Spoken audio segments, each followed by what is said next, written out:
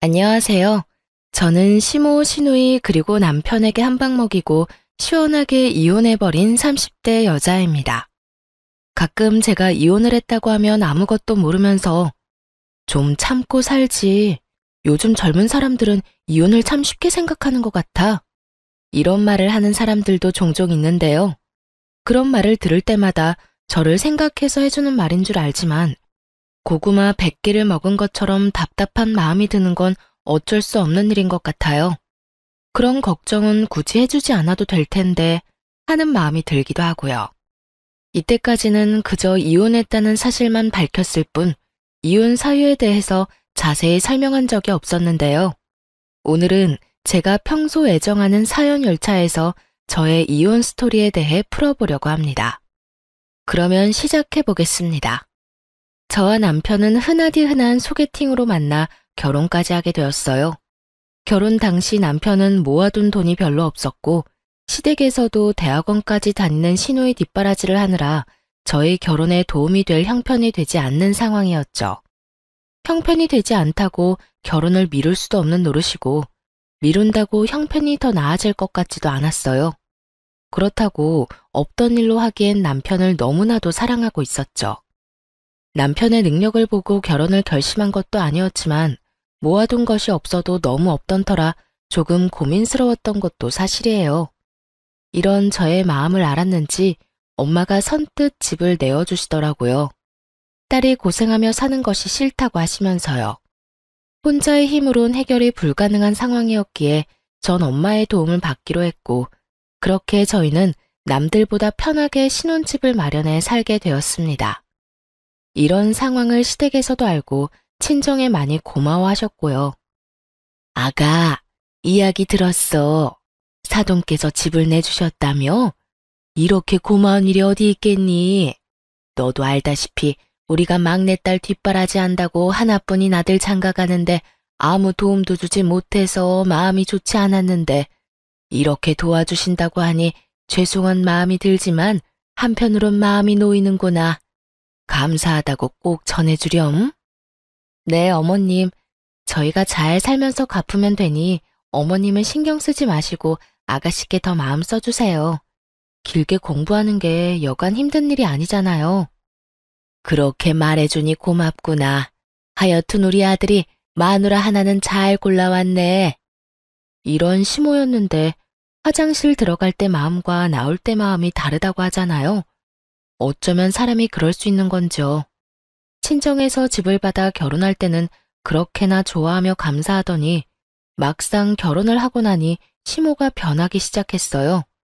자격지심도 그 정도면 병인데 엄마 집이니 엄마 명의로 두는 것이 당연한 건데도 시모는 저희가 사는 집이면 명의도 당연히 넘길 뿐만 아니라 제 명의도 아닌 공동 명의로 해줘야 하는 것이 아니냐며 딴지를 걸기 시작했어요. 10원짜리 하나 보탠 적도 없는 친정엄마 집을 두고 말이죠. 예, 너 혹시 우리 아들 기 죽이고 그러는 거 아니지? 네? 제가 왜 제 남편 기를 죽여요, 어머님? 그런데 갑자기 그런 말씀은 왜 하시는 거예요? 혹시 남편이 무슨 말 하던가요? 아니, 그런 게 아니라 지금 사는 집이 사돈 명의이지 않니? 그래서 혹시나 우리 아들이 장모집에 산다는 생각에 기죽어 지낼까 봐서 그렇지. 그러게 진작 해주는 김에 명의까지 다 넘겨주면 얼마나 좋아. 공동명의로 말이다. 그랬으면 우리 아들 어깨 축 펴고 살았을 거 아니야. 매번 이유를 바꿔가며 명의 타령을 해대는 것이 지겹지도 않은지 참 끈질기게도 명의를 걸고 넘어지더군요. 몇 달 동안 같은 문제로 걸고 넘어지니 기계적으로 답하던 그러게요 소리도 나오지 않을 지경이었어요. 그래서 전 이 지겨운 명의 문제를 마무리 짓기 위해 조금 단호하게 나가기로 했어요. 어머님, 제가 이런 말까지 하지 않으려고 했는데요. 아무래도 지금 확실하게 하지 않으면 계속 같은 문제로 감정 상할 것 같아서 말씀드릴게요. 왜? 뭐? 무슨 할 말이라도 있니? 혹시 명의 바꿔주신다고 하든? 아니요. 명의는 앞으로도 절대 바뀔 일 없을 거예요. 지금 사는 이 집, 저희 엄마가 힘들게 번 돈으로 마련해서 조금이라도 편하게 생활하시려고 세주고 계시던 집이었어요. 생활비에 꼬박꼬박 보탠대던 집, 딸이랑 사위 대출 걱정하지 말고 살라고 내주신 건데 명의까지 바라면 그게 도둑놈 심보 아닐까요? 심지어 집 세금도 여전히 엄마가 내고 계신다고요. 한 푼이라도 더 모아야 저희도 안정된 생활할 수 있다고 하시면서요. 그러니까 앞으로 명의 문제는 꺼내지 말아주셨으면 해요. 이렇게까지 말하면 양심에 찔려서라도 아무 말 못하겠지 했는데 시모는 제 생각보다 더 양심은커녕 생각조차 없는 사람이더군요. 무슨 말을 그렇게 하냐며 도리어 저에게 화를 내기 시작했으니까요. 아니 얘, 너 무슨 말을 그렇게 하니? 도둑놈 심보라니? 넌 내 아들이 도둑놈이란 이 말이니? 진명이 돌리라고 하는 내가 도둑년이란 이 말이야? 시집 온 지 얼마 되지도 않고 해서 될 수 있으면 큰 소리 안 내고 좋게 지내보려고 했더니 너 도저히 안 되겠구나. 아니 어머님, 제 말은 그런 말이 아니잖아요. 매번 전화하실 때마다 명의 문제로 열을 올리시니 어머님이 바라시는 일은 일어날 일이 없다고 알려드린 거예요. 다 됐고 너 이번 주 주말에 집에 좀 오거라. 네가 할 일이 있어. 이러고 끊어버리는데 정말 사람 미칠 지경이더군요. 제가 노는 사람도 아니고 저도 엄연히 회사 생활을 하는 데다가 시댁까지 3시간은 넘게 걸리는데 특별한 날도 아니고 저를 골탕 먹이려고 하는 것이 뻔히 보이는데 이를 어쩐다 싶었어요. 저는 하는 수 없이 남편에게 이러한 사실들을 털어놓으며 남편에게 도움을 구하기로 했죠. 여보, 사실은 어머님께서 결혼하고 난 후로 계속 우리가 사는 집 명의까지 넘겨받아야 하는 거 아니냐고 하셔. 그것도 공동명의.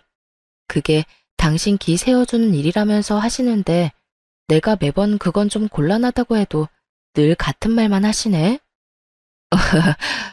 그랬어? 그런 일이 있었으면 진작 말을 하지 그랬어. 엄마도 참 욕심이 과하셨네. 당신 걱정되는 마음에 그렇게 말씀하시는 거 알겠는데 이번에 또 전화와서 그러시길래 그건 안 되는 일이라고 좀 단호하게 말했더니 주말에 집에 오라고 하시더라고. 할 일이 있다면서. 어떻게 하지? 어떻게 하긴 뭘 어떻게 해. 가면 혼은 혼대로 나고 일은 일대로 할 게 뻔한데. 가지마. 내가 엄마한테 전화해서 일 있다고 잘 말할게. 당신 회사에 중요한 일 맞아서 주말에도 일 나간다고 하면 돼. 그러면서 당신이 요즘 나한테 여러모로 신경 많이 써준다고 슬쩍 흘리면 엄마도 마음 풀릴 테니까 너무 걱정하지 마. 고마워. 고맙긴. 내가 미안하지. 엄마가 괜히 당신 귀찮게 해서 앞으로 그런 말 안 나오게 내가 잘 말해볼게.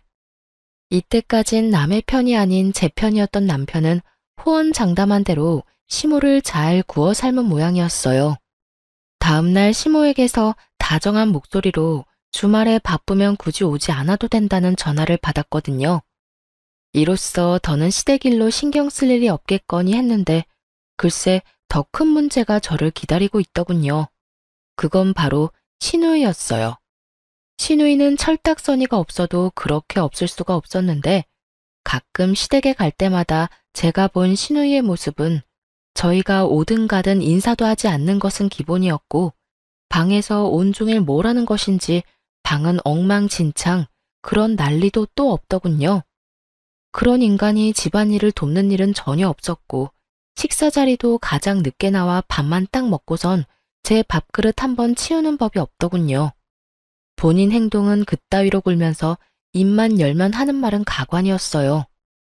언니, 엄마한테 들었는데 생전 엄마한테 전화 한 통 안 한다면서요? 며느리로서 적어도 일주일에 한 번은 시어머니한테 연락해야 하는 거 아니에요? 도리 몰라요, 도리? 적어도 도리는 지키면서 삽시다, 우리. 그거야 제가 연락드리기 전에 어머님이 전화를 주시니까 굳이 제가 할 필요가 없어서요. 어머님께서 일주일에 많으면 4번, 적어도 2번은 연락해 주시는데 굳이 저까지 연락을 드려야 할까요? 아무리 그래도 엄마가 먼저 하는 거랑 언니가 먼저 하는 거랑 느낌이 다르잖아요. 아무튼 언니도 엄마한테 연락 좀 하고 살라고요. 아가씨, 연락 문제는 어머님이랑 저랑 알아서 할게요. 방금 말했다시피 어머님이 그렇게 자주 연락이 오는데 제가 궁금한 게 뭐가 있을 것이며 제가 굳이 먼저 연락할 일이 뭐가 있겠어요? 아가씨는 나중에 결혼하면 시어머니랑 일주일 내내 연인 사이처럼 전화통화하면서 지낼 수 있어요? 별로 할 말도 없는데 굳이 도리상? 그건 아니지만. 그거 아니면 그냥 저희 일은 저희가 알아서 하게 두고 아가씨 일이나 신경 써요. 어머님께 들어보니 아가씨 방 청소도 제대로 안 한다고 한숨 쉬시던데. 딸 된 도리로 나이 많은 엄마를 부려먹으셔야 하겠어요? 그것뿐이에요. 매번 올 때마다 밥그릇 한 번 치우는 모습을 본 적도 없고 자기가 먹은 밥그릇 설거지통에 담는 게 힘든 일은 아니지 않나요? 전 진정한 도리가 무엇인지 시누이에게 알려주었고 제 말에 시누이는 입을 꼭 다물고 그저 저를 노려보다 방으로 들어가 버리더군요. 본인이나 잘하지 어디서 도리 운운하며 시누이 노릇이나 하려고 드는 건지 어이마저 없는 지경이었어요. 더 어이없는 건 이런 시누이에게 오냐오냐 하는 남편의 태도였어요. 여동생이 정신을 못 차리고 버릇없이 굴면 남편이라도 나서서 한 소리 해야 할 텐데 이래도 최고 저래도 최고. 남편은 그저 여동생이 죽으라면 죽는 신용까지라도 할 태세였습니다. 그러던 어느 날 일이 터지고야 말았어요. 여보, 제발 정신 좀 차려. 많이 양보해서 아버님, 어머님이 막내딸 예뻐하는 거 그러려니 한다 치자. 그런데 당신은 도대체 왜 그래? 왜 동생 일이라면 나사 하나 빠진 사람처럼 무조건 다 오케이냐고. 내가 뭘 또 그렇게까지 했다고 그래? 당신이 너무 예민하게 구는 거 아니야? 예민? 아가씨가 우리 엄마한테 째째하다고 말할 처지나 된다고 생각해? 그럴 말할 입장이냐고. 우리 엄마가 이 집 우리 살게 해준 것만 해도 감사할 상황에 뭐? 그까지 집 명의 넘겨주는 게 뭐가 대수라고 째째하게 집 깔고 앉아서 집 있는 유세 부리냐고? 그게 나이도 어린 아가씨가 할 말이야? 네, 맞아요. 시누이는 저와 남편이 있는 자리에서 저딴 말들을 아무렇지 않게 짓거렸고 그런 시누이의 말에 시부모들은 물론 남편마저 고개를 끄덕이며 동조하고 앉았더군요.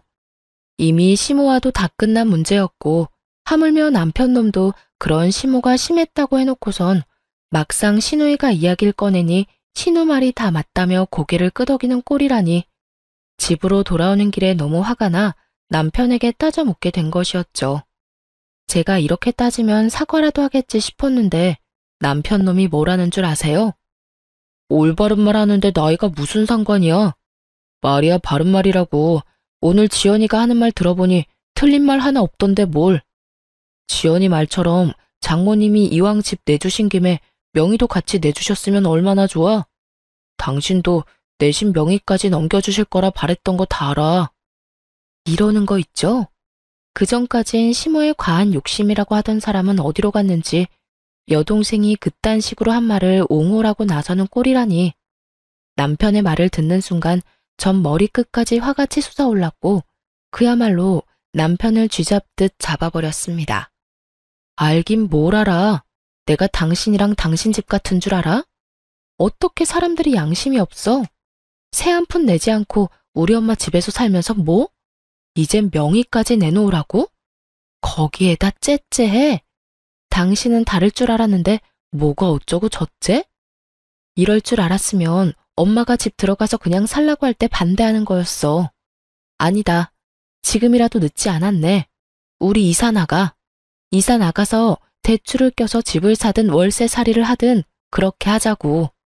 난 더는 우리 엄마한테 감사하기는커녕 명의까지 탐내는 당신이랑 우리 엄마 집에서 못 살아. 제 말에서 깊은 분노를 느낀 남편은 서둘러 그런 뜻이 아니었다며 저를 달래기 시작했고 집에 도착할 때까지 전 한마디도 하지 않았어요. 화가 너무 난 상태였던지라 입을 여는 순간 이혼이라는 말이 나올 것만 같았거든요. 그 후론 남편이나 시댁에서나 명의 이야기는 꺼내는 일이 없었고 저는 최선을 다해 시댁 식구와의 만남을 피하며 지내고 있었습니다. 만날 때마다 기분만 상할 뿐더러 기운만 뺏기니 아무리 시댁 식구라 한들 만나고 싶지 않은 마음이 컸으니까요. 남편 역시 이런 제 마음을 알았는지 굳이 시댁 식구들과 저를 엮지 않고 지내며 가족들이 생각나거나 보고 싶은 날엔 혼자 다녀오곤 하더군요.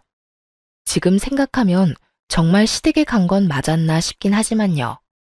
하여튼 그렇게 저에겐 평화롭던 어느 날 남편이 제 눈치를 살피는가 싶더니 어렵게 이야기를 꺼내놓더라고요. 여보, 저기 할 말이 있는데 시간 있어? 무슨 말이길래 이렇게 뜸을 들여? 왜? 무슨 일 있어? 그게 다른 게 아니라 지연이가 서울에 온다네? 며칠 지내고 간다나 봐. 아가씨가? 왜? 며칠이나? 한 3일 정도? 놀러 오는 게 아니라 취업 때문에 여기저기 자리 알아본다고 올라온다는데 우리 집에서 좀 지내면 안 돼? 평소 시누이가 집에서 어떤 꼴로 지내는지 뻔히 아는데 저희 집에 들일 순 없는 노릇이었죠. 하물며 서로 앙금도 남아있던 터라 더욱 집에서 지내게 하고 싶진 않더라고요.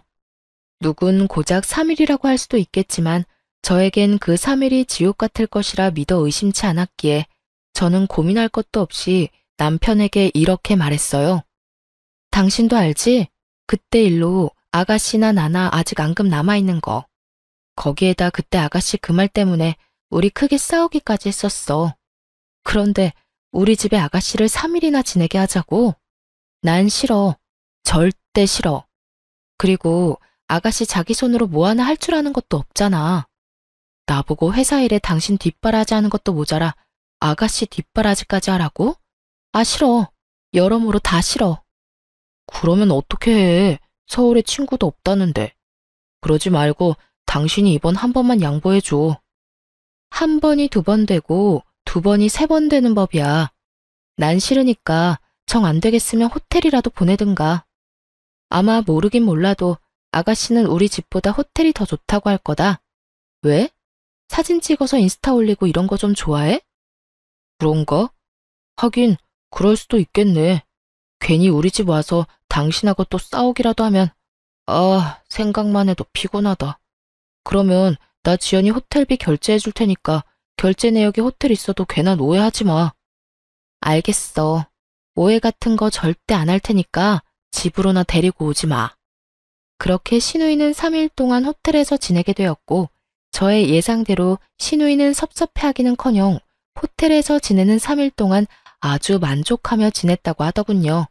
하긴 돈이 얼만데 싫다고 할 수 있겠어요. 그 뒤로도 종종 시누이가 면접 때문에 서울로 올 때면 호텔에서 지내게 되었고 그럴 때마다 남편이 달려가 결제를 해주곤 했어요. 생각보다 그 지출이 커 아까운 마음이 없었던 건 아니었지만 집으로 데리고 와 서로 얼굴 붉히고 괜한 에너지 쏟는 것보단 나은 것이라 생각했기에 그저 지켜만 보고 있었죠. 그런데 아무리 취업 때문이라고는 하지만 시누이가 너무 자주 올라온다는 생각을 지울 수가 없더라고요. 처음엔 결제만 해주고 오던 남편도 시누이가 오는 날엔 함께 저녁을 먹는다며 늦기 시작하더니 어느 순간부턴 함께 면접 준비를 한다며 외박을 하는 날도 종종 생기더군요. 그날 역시 그런 날이었어요. 여보, 오늘 지연이 오는 거 알지? 매번 면접에서 떨어지고 지연이가 요즘 힘들어해. 그래서 하는 말인데 오늘도 지연이랑 있으면서 면접 연습 좀 하려고. 그러면 오늘도 안 들어오는 거야? 아마도. 될 수 있으면 늦게라도 오겠지만 혹시 모르는 일이니까 기다리지 마. 알겠지? 고생해. 괜히 아가씨 호텔로 보냈나? 집에서 지냈으면 당신이 이렇게까지 고생 안 해도 되는 건데. 아니야. 당신 말대로 집에서 지냈으면 내가 더 힘들었겠다 싶기도 해. 당신이랑 지연이 서로 안 맞는 건 사실이잖아. 나도 지연이랑 당신이랑 다투기라도 하면 무턱대고 당신 편을 들 수도 없고 호텔에서 지내는 게 여러모로 좋은 결정이었어. 그러니까 그런 신경 쓰지 말고 퇴근하고 와서 푹 쉬어. 알겠어. 조금 미안하더군요.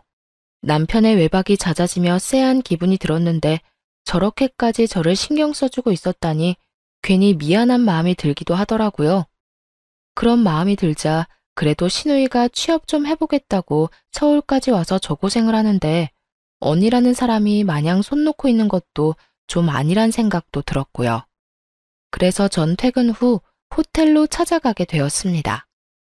평소 남편이 시누이가 올 때마다 결제해주던 호텔을 알고 있었던 터라 호텔로 찾아가 남편에게 전화를 걸었지만 전화를 받지 않더라고요.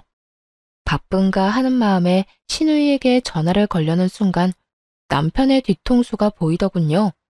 시누이가 아닌 낯선 여자와 끌어안다시피 어깨동무를 하고 걸어가고 있는 남편의 뒤통수가요.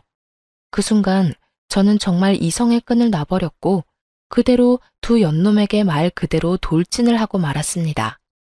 야, 그 여자가 네 여동생이냐? 저는 소리를 질러버렸고 저를 발견한 남편은 많이 당황한 듯 뒷걸음질을 치며 말까지 더듬고 있더군요. 여보, 여길 어떻게... 그게 어떻게 된 일이라면... 그게 말이지... 현장에서 딱 걸렸으니 무슨 변명이 필요하겠어요? 아니, 무슨 말이 생각이나 나겠습니까? 남편은 어떤 말도 생각이 나지 않는지 그저 같은 말을 반복하며 저를 보고 있더라고요. 그래, 무슨 할 말이 있겠어. 이렇게 현장에서 딱 걸렸는데 말이야. 언제부터니? 도대체 언제부터 바람 피우고 돌아다녔냐고. 그리고 바람을 피우려거든 들키지나 말지. 떡하니 아가씨가 드나들던 호텔에서 이러고 싶니? 내가 찾아올 거란 생각은 전혀 하지 못한 거야. 그 머리로 어떻게 대학은 가고 어떻게 취업을 했니? 저는 고래고래 소리를 질러댔고 그 순간 상간녀는 제 눈치를 살핀다 싶더니 도망치려 자세를 잡고 있더군요. 그래서 그냥 도망치게 뒀냐고요? 그럴 리가요. 뒤를 돌아 금방이라도 달려나가려는 상간녀의 머리채를 그대로 확 잡아버렸어요. 야, 감히 어딜 도망가려고? 이 상황 수습은 해놓고 가야 할 거 아니야. 보아하니 하루 이틀 만난 사이는 아닌 것 같은데 두 사람 언제부터 만났니? 내 남편 언제부터 만났냐고. 이거 놓고 말해요. 머리카락 다 뽑힌다고요. 아, 진짜 쪽팔리게 이게 뭐예요? 이렇게 우악스럽게 굴지 말고 이거 놓고 대화로 하자고요. 교양 없게 이게 무슨 짓이에요? 교양? 교양 같은 소리 하네. 너는 교양이 철철 흘러넘쳐서 가정 있는 남자랑 호텔 오니? 내가 아는 교양은 그런 말이 아니었는데 요즘은 바뀌었나 보다. 그쪽 남편이랑 그런 사이 아니거든요? 그래. 거래처 사람인데 급하게 받아야 할 자료가 있어서 잠시 들린 거라고요. 여기 있다고 하길래 잠시 온 거라고. 아무것도 모르면서. 그러니까 얼른 놔달라고요. 아, 너희 회사에선 거래처 사람이랑 어깨동무도 하고 호텔 로비에서 뽀뽀도 하고 그러는가 봐. 왜? 이것도 아니라고 우겨보시지? 여기 CCTV 쫙 깔려있거든? 너도 눈은 있지? 여기도 저기도 CCTV 달려있는 거. 이게 잘못했다고 싹싹 빌어도 모자랄 판국에 뭐? 아무것도 몰라? 저는 미친 소리를 짓거려대는 상간녀의 머리채를 잡고 흔들어버렸고 벙쪄있던 남편놈이 이러다 상간녀 잡겠다 싶었는지 급하게 저를 저지하고 나서더군요. 여보, 그만해. 이러다 사람 잡겠어. 내가 다 설명할 테니 우선 이 사람 보내고 집에 가. 집에 가서 이야기하자고.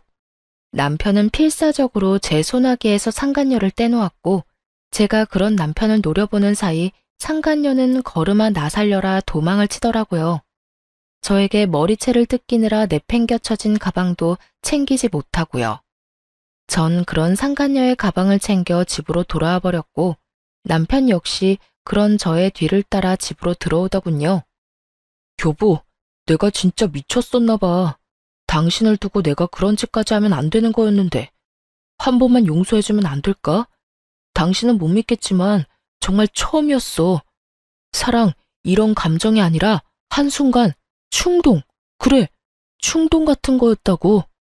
나한텐 당신뿐인 거 누구보다 당신이 더 잘 알잖아. 나한테 여자는 당신뿐이야. 내가 사랑하는 사람은 당신뿐이라고. 정말 마음을 준 적은 단 한 번도 없었다고. 정말 웃기지도 않은 소리지 않나요? 왜 바람 피우는 것들은 하나같이 이런 말을 하는 건지. 어디 외도 학원이라도 다니는 것인지 남편은 외도를 저지르다 들킨 인간들의 단골 대사들을 줄지어 읊어대기 시작하더군요. 다른 건 몰라도 폭력, 외도, 도박은 절대 고칠 수 없는 병이라고 생각하던 저였기에 두말할 것 없이 이혼을 말하게 되었죠. 이제 와서 사랑? 마음은 준 적 없어? 그 말을 내가 어떻게 믿어? 당신이 당신 동생 핑계대면서 외박한 적이 몇 번인데. 다 됐고 이혼해. 이혼이라니. 어떻게 이런 일 한 번 있었다고 이혼하자는 말을 할 수가 있어? 넌 바람 피운 게 이런 일이라고 가볍게 이야기할 일이니? 넌 그런 줄 몰라도 난 아니야. 난 다른 건 몰라도 바람, 폭력, 도박은 절대 고칠 수 없는 병이라고 생각하는 사람이고, 당신한테도 이런 내 생각은 연애할 때부터 끊임없이 말했던 바야. 그렇게까지 했는데도 불구하고 당신이 이딴 짓까지 했을 땐 당연히 이혼 정도는 각오했어야지. 저는 단호했고 이런 저의 단호한 태도에 남편은 한 발 물러서더라고요. 물러설 수밖에 없었죠. 제가 남편이 도착하기 전 미리 싸두었던 남편의 짐을 현관문 밖으로 던져버렸으니까요. 당신 지금 너무 흥분한 것 같다. 그래, 너무 흥분해서 당신이 지금 무슨 말을 하고 있는지도 모르는 것 같은데 나중에 이야기해. 나중에 흥분 좀 가라앉고 나면 그때 이혼이든 뭐든 이야기하자고. 이렇게 말한 남편은 집을 나가버렸고, 그런 남편의 뒷모습을 보며 정말 배신감에 치가 떨리는 기분이 무엇인지 알 것 같더군요. 잠깐이라도 저딴 인간한테 미안함을 느낀 제가 한심스럽기도 하고, 왜 단 한 번도 저런 남편을 의심하지 못했을까 하는 마음이 들기도 하고요. 하긴 여동생 핑계로 그것도 다른 것도 아닌 취업을 앞세워 외도를 저지르고 있었으니 의심을 할 수도 없는 상황이었죠. 거기에다 시누이가 정말 올라온 적도 있었고, 그런 시누이라면 벌벌 떠는 남편이었으니 꿈에도 생각하지 못했던 것입니다. 그렇게 남편에 대한 원망과 스스로에 대한 한탄으로 치를 떨고 있는데 집에서 나간 지 5분도 되지 않은 남편에게서 전화가 오더군요. 제 휴대전화가 아닌 상간녀가 미처 챙기지 못한 가방 안에 들어있던 상간녀의 휴대전화로요. 하트만 5개인 이름이 뜨고 전 직감적으로 남편임을 알았고 전 전화를 받아 아무 말도 하지 않고 있었어요. 제가 아무 말도 하지 않자 남편은 화가 난 상간녀가 아무 말도 하지 않고 있다고 생각했는지 혼자 말을 쏟아내기 시작하더군요. 자기야, 화 많이 났어? 왜 아무 말도 안 해? 그래. 나 같아도 화 많이 났을 것 같아. 미안해. 내가 좀 더 조심했어야 했는데 갑자기 그렇게 찾아올지 꿈에도 몰랐어. 나 집에서 쫓겨났다. 이혼하자네. 눈 하나 깜짝하지 않고 이혼하자는데 어쩌면 그렇게 독한지. 하긴 그 여자가 독한 구석이 있어. 내가 말했었지? 그 여자 독하다고. 차라리 잘 됐어. 내가 빨리 정리할 테니까 자기가 늘 원하던 대로 우리 같이 살자. 나 이제 자기뿐이야. 내가 그 여자랑 정리만 깔끔하게 되고 나면 자기한테 잘할게. 우선 이혼 전까진 우리 거리를 좀 두면서 지내야 할 것 같아. 이 여자 지금 눈이 완전 뒤집혀서 무슨 짓까지 할지 예상이 안 돼. 혹시나 회사 찾아와서 난리라도 부리면 우리 둘 다 무사히 회사 생활하는 건 힘들 거야. 내가 끝까지 이혼은 안 된다고 하면서 이 여자 마음 달래면 이혼은 하더라도 회사까진 찾아오지 않을 거야. 그렇게까지 치사하게 굴려자는 아니거든. 하여튼 지금도 당장 자기한테 가고 싶은데 혹시나 사람 붙였을 수도 있어서 못 가. 그러니까 너무 섭섭해하지 말고 많이 놀라고 화났을 텐데 진정 좀 하고 쉬어. 그럼 끊을게. 사랑해 자기야.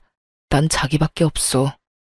끝까지 절절한 남편의 고백을 듣고 있자니 덜덜덜 떨리던 치가 촥 가라앉는 느낌이 들더군요. 머리가 확 맑아졌다고나 할까요? 배신감에 마비되었던 이성이 제자리를 찾으며 정신이 또렷해졌어요. 전 상간녀의 가방을 살펴보기 시작했고 남편의 회사명이 찍힌 볼펜부터 물티슈까지 나오더군요. 남편의 말과 회사명이 찍힌 물건들을 보아하니 상간녀는 절대 거래처 사람이 아닌 같은 회사 동료일 거란 확신을 하게 되었어요. 다음 날 전 상간녀의 가방을 챙겨 남편의 회사로 갔고, 아니나 다를까 저의 확신처럼 남편 대신 상간녀가 남편의 부서에서 저를 반겨주더군요. 여길 어떻게, 여기서 이러지 말고 나가서 이야기해요. 당신 남편도 지금 여기 없다고요. 지금 아침 회의 들어가서 여기 없어요. 그러니까 나가서 이야기하자고요. 저를 본 상간녀는 저를 잡아 끌며 속삭이기 시작했고, 전 그런 상간녀의 팔을 뿌리치며 큰 소리를 내며 말했어요. 어제 머리채 잡힌 거로는 부족했어? 어디서 감히 내 몸에 손을 대? 왜? 오늘은 뺨이라도 한 대 때려줘? 외부인의 등장과 그 외부인의 입에서 나온 자극적인 말들, 사무실 안의 사람들의 이목을 주목시키기엔 부족함이 없는 조합이었죠. 그 조합에 보답하듯 사람들의 시선이 상간녀와 저에게 꽂히기 시작했고, 상간녀는 안간 힘을 쓰며 저를 설득하려 애를 쓰더군요. 그런 게 아니라 여긴 회사잖아요. 제가 다 잘못했으니까 제발 나가서 이야기해요. 누구 좋으라고 나가서 이야기해. 내 남편은 어디 갔니? 아, 네 애인이라고 해야 하나? 이게 무슨 상황인가 눈을 반짝이며 구경하던 사람들은 제 말을 듣자마자 저마다 놀라 탄성을 자아내기 시작하더군요.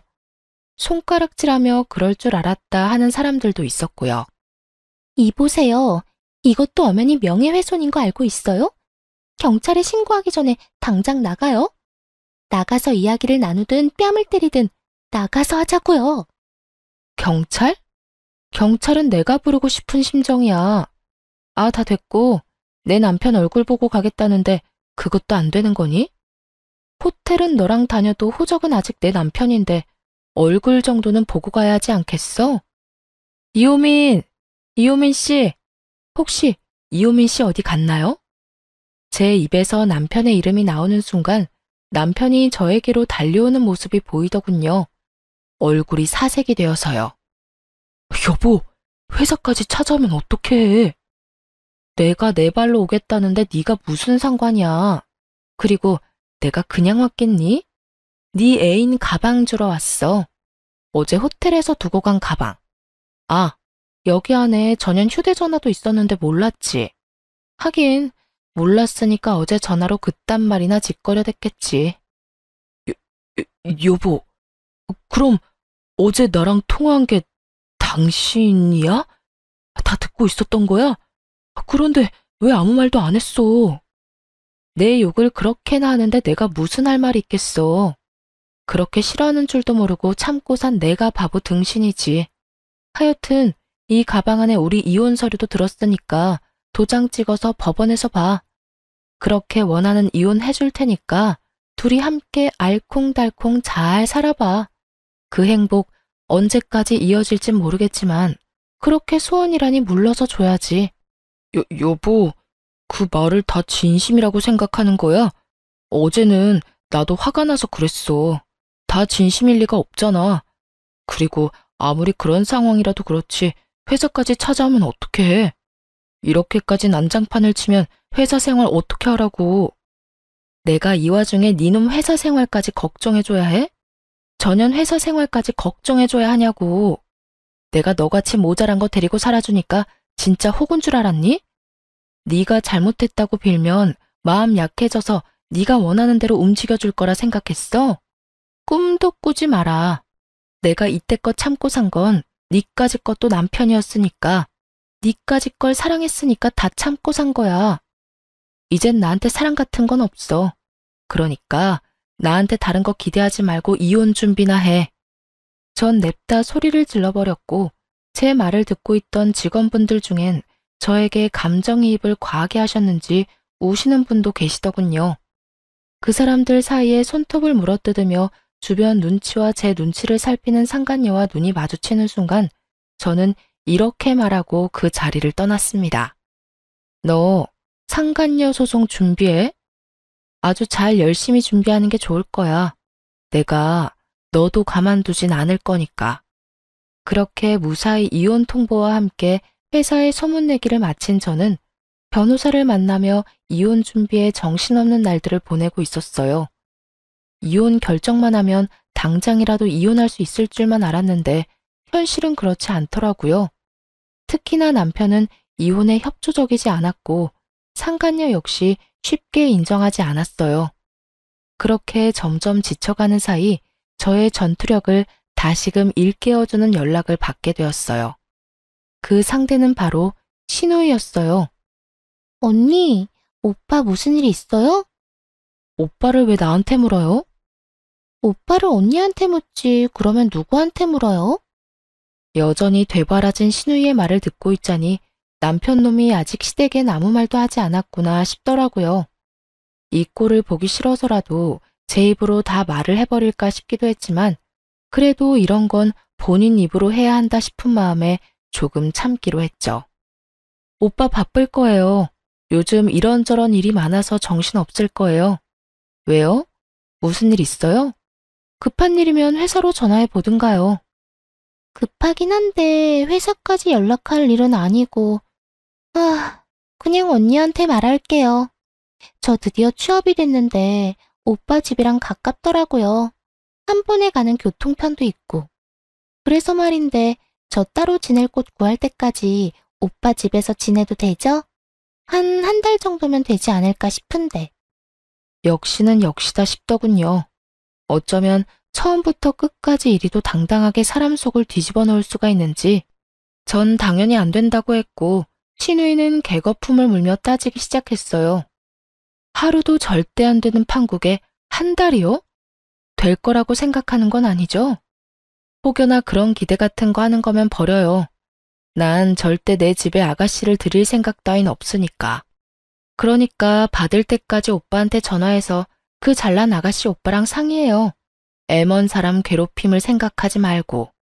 말 진짜 섭섭하게 하네. 언니, 오빠만 가족이에요? 언니도 엄연히 저랑 가족이잖아요. 이럴 땐 가족끼리 발벗고 서로 돕고 사는 게 도리라고요. 평소에 저를 언니 취급이라도 해줬으면 몰라 저만 봤다 하면 지나가는 개만도 못한 취급을 하던 신우이가 저딴 말을 짓거려대니 그것 참 어이가 없어 웃음이 다 나오더군요. 그 와중에 또 도리 어쩌고 하는 꼴이 잠시 사그라들었던 저의 복수 의지를 불태우기도 했고요. 이 골빈 신우이를 어떻게 해야 하나 고민하는데 저의 고민을 덜어주려는 듯 신우이가 친히 해결책을 내놓더군요. 언니, 다 됐고 언니가 그렇게 싫다고 하니 그냥 호텔로 갈게요. 매번 지내던 호텔 알죠? 거기서 한 달 지내면서 집 알아보면 되겠네. 호텔이요? 한 달? 그 돈이 얼만 줄이나 알아요? 한두 푼도 아니고 괜찮겠어요? 호텔비? 그건 언니가 줄 거잖아요. 집에도 못 오게 했으면 적어도 비용이라도 지원해줘야 하는 게 도리 아니에요? 호텔도 처음엔 혼자 있으려니 무섭기도 하고 그랬는데 생각해보니까 언니 집보단 호텔이 더 편할 것 같아요. 청소해줘, 밥 줘. 무엇보다 돈이 비싸서 그런가? 침대가 너무 좋은 거 있죠? 대단하지 않나요? 저한테 돈을 맡겨둔 것도 아니고 어쩌면 이리도 당당하게 지원이라는 말을 쓸 수가 있는 것인지 심지어 지원해줄 사람은 지원할 생각도 한 적이 없는데 말이죠. 여기까지만 해도 어이가 없는데 신우이는 쉬지 않고 그 다음 계획을 털어놓고 있더라고요. 집도 사실은 받은 집이 있긴 한데 보증금이 비싸서 그렇지 월세는 꽤 괜찮더라고요. 그냥 거기로 계약할까 싶은데 언니가 보증금은 도와줄 거죠? 1,000만 원 정도면 될 것 같아요. 가족 좋은 게 뭐예요? 이럴 때 돕고 살아야 하지 않겠어요? 언니 시집 올 때 나한테 준 거 아무것도 없으니까 그걸로 퉁칠게요. 그럼 언니만 믿고 계약해요. 이러고 전화를 뚝 끊어버리더군요. 그 예의란 밥 말아먹은 전화 예절이 이럴 땐 참 고맙더라고요. 통화가 조금만 더 길어졌다간 이혼 소송 중이란 말을 털어놓으며 나와는 상관없는 일이니 다신 이런 일로 전화하지 말란 말을 하기 직전이었으니까요. 그렇게 전 신우이가 제 무덤 스스로 파는 짓거리를 방치한 채 이혼을 성공리해하게 되었습니다. 결혼하며 쓴 돈들은 거의 회수하고도 남을 위자료와 상간녀에게까지 위자료를 받고 이혼하게 된 것이죠. 그 정도 위자료까진 기대하지 않았는데 다 출중한 변호사분 덕분이었죠. 두 사람은 회사에서 권고사직을 당한 상태로 보였고 계획대로 되는 일이 없자 사이도 틀어진 것 같더라고요. 이게 다 너 때문이야. 이게 왜 나 때문이야? 다 네 놈 때문이지. 유부남이면 유부남답게 행동했어야지. 내가 뭘 어쨌다고. 그렇게 말하는 너야말로 나 유부남인 거 다 알면서 나한테 꼬리쳤잖아. 말술을 마시면서 맥주 한 잔 먹고 어지럽다고 하질 않나. 호텔 구경을 하고 싶다고 하질 않나. 내가 미쳤지. 이런 상여인 줄도 모르고 넘어간 내가 한심한 놈이지. 그러게, 누가 넘어오래? 좋다고 넘어온 사람이 누군데. 그리고 너만 손해가 막심한 줄 알아? 나도 마찬가지다 이거야. 내 나이가 몇 살인데 회사 잘린 것도 모자라 상간녀 딱지까지 어떻게 책임질 거야? 내가 왜 책임져? 자기 인생은 스스로 책임지고 챙기고 살아야지. 하여튼 소송만 끝나면 다신 보지 말자. 니년만 보면 화가 치밀어 오른다고. 어쩌다 니년 같은 걸 만나서 내 꼴이 이렇게 됐나 해서. 이렇게 네가 잘했니 내가 잘했니 싸우는 꼴을 종종 보이곤 했으니까요. 이것만으로도 통쾌한데 더 통쾌한 일이 저를 기다리고 있더군요. 이혼하고 난 후 전 남편이 이혼 소식을 시댁에 전했는지 화가 잔뜩 난 전 시누이에게서 연락이 왔더라고요. 언니, 이혼했다는 거 사실이에요? 왜요? 왜 이혼했는데요? 내가 그런 것까지 너한테 말해야 하니? 내가 왜? 너 지금 너라고 했어요? 아, 이혼했다 이거예요? 됐다 됐어. 그깟 호칭이 뭐라고. 다 됐으니까 이혼했어도 내 호텔비랑 보증금은 해줄 거죠? 나 방 계약도 다 했단 말이에요. 아이 참, 왜 이혼하고 난리야? 왜 나한테 한마디 상의도 없이 이혼하냐고. 간도 크다 했어요. 저는 이러다 할 대답도 하지 않았는데 덜컥 방부터 계약했다고 난리를 부려대더군요. 거기에다 한 달이 남짓한 시간 동안 정말 호텔에서만 쭉 지낸 듯 했고요. 내가 왜? 내가 언제 해준다고 했었나? 그리고 아주 만약에 내가 이혼 안 했더라도 네 호텔비는커녕 보증금 따위 줄 생각은 전혀 없었어. 그런데 지금 이 상황에 내가 왜 너한테 돈을 주겠니? 꿈 좀 깨라. 이제 와서 그렇게나 하면 어떡해요. 지금 쓴 돈이 얼만데. 그러지 말고 호텔비는 오빠한테 달라고 할 테니까 보증금이라도 좀 해달라고요. 마지막 선물. 그래, 마지막으로 나한테 주는 선물이라고 생각하면 되겠네. 마지막 돌이라고 생각하고 오빠한테 받은 위자료로 딱 보증금만 해줘요. 해달라고요. 아, 해달라고. 이러면서 악을 쓰기 시작하는데 도저히 좋은 말론 말이 통하지 않겠더라고요. 제 입 더러워지는 것이 싫어 험한 말은 하고 싶지 않았는데 하는 수 없겠더군요. 이런 미친년이 있나? 야, 미쳐도 곱게 미쳐. 너 나한테 돈 맡겨놨어? 어디 빚쟁이처럼 돈 내놓으라고 이 난리야? 네가 쓰고 네가 쓴 돈 네가 알아서 해결해. 그리고 말끝마다 돌이 찾아대는데 그 좋아하는 돌이 너나 잘 지켜. 나이 먹고 자기 밥그릇 하나 씻을 줄도 모르고 자기 방 청소 한 번 제대로 한 적 없는 년이 어디서 감히 돌이 타령이야? 다시 한번 전화해서 돈 내놔라 하기만 해봐. 내가 네 회사까지 찾아가서 입사하자마자 잘리게 해줄 거니까. 알겠으면 끊어. 제 말이 통했는지 그 뒤론 연락 같은 건 오지 않더라고요. 얼마나 통쾌했는지 모릅니다. 제 입까지 더럽힌 것이 못내 찝찝하긴 했지만 어찌되었든 할 말은 다 했으니까 그걸로 됐다 싶었어요. 그렇게 그 질긴 인연도 끝일 거라 생각했는데 며칠 뒤 전 남편에게 연락이 와 득달같이 따지고 들더군요. 너 진짜 무슨 생각으로 그랬어? 나 엿먹이려고 그랬냐? 우리 지연이 엿먹이려고 그랬냐고. 이혼 소송 중이라고 말이라도 해줬으면 지연이가 계약까지는 안 했을 거 아니야. 이제 어떻게 할 거야? 호텔비야 내가 줬지만 계약금은 다 날리게 생겼다고. 이 지긋지긋한 인간은 끝까지 제 탓을 하며 물고 늘어지더군요. 하긴 이런 인간이니 외도나 저지르고 회사도 잘리는 게 아니겠어요? 전 그런 남편놈에게 한껏 비웃음 가득한 목소리를 내며 이렇게 말해주었어요. 동생이라는 년이나 오빠라는 놈이나 쌍으로 미쳤구나. 정신 차려. 호텔에서 돈 쓴 것도 네 동생, 생각 없이 덜컥 계약부터 한 것도 네 동생이야. 계약금 날리는 게 아까우면 네가 대출을 받든 장기를 팔든 해서 보증금 해주면 되는 거고, 그것도 안 되면 네 집에 말해. 나한테 이러지 말고. 뭘 잘했다고 나한테 그런 설명을 해라 마라 명령질이야? 내가 이혼할 판국에 그런 설명까지 친절하게 하리? 제발 정신 차리고 나한테 2번 다시 연락하지 마. 알겠어? 전화를 끊은 저는 그 지긋지긋한 인간들의 전화를 다 차단하며 비로소 전 남편과 전 시댁과의 인연의 마침표를 찍었습니다. 그 후 신혼집으로 지내던 집은 다시 세를 주고 전 친정에서 지내고 있습니다. 오만정이 떨어진 이혼이라고 한들 심적으로 너무 힘들더라고요. 그런 저에게 친정엄마는 함께 살자고 해주셨고, 저는 죄송하긴 했지만 엄마의 뜻을 따르기로 했습니다. 처음엔 엄마 역시 상심이 크시긴 하셨지만 그간 제가 어떻게 지냈는지 듣게 되시며 차라리 잘했다고 해주시더라고요. 그렇게 살다간 제 명대로 살진 못했을 거라고요. 전 여전히 회사에 다니며 잘 지내고 있어요. 이혼 이후 그간 꽉 막혔던 운이 트이는 듯 일도 잘 진행된다 싶더니 현재는 진급까지 앞두고 있어요. 일도 잘 풀리고 가정에서 스트레스 받을 일도 없으니 삶의 활력도 생기고 마음도 훨씬 여유로운 것이 왜 진작 이혼하지 않고 버티고 살았나 후회까지 되는 거 있죠. 이로써 저의 긴 사연도 끝이 났네요.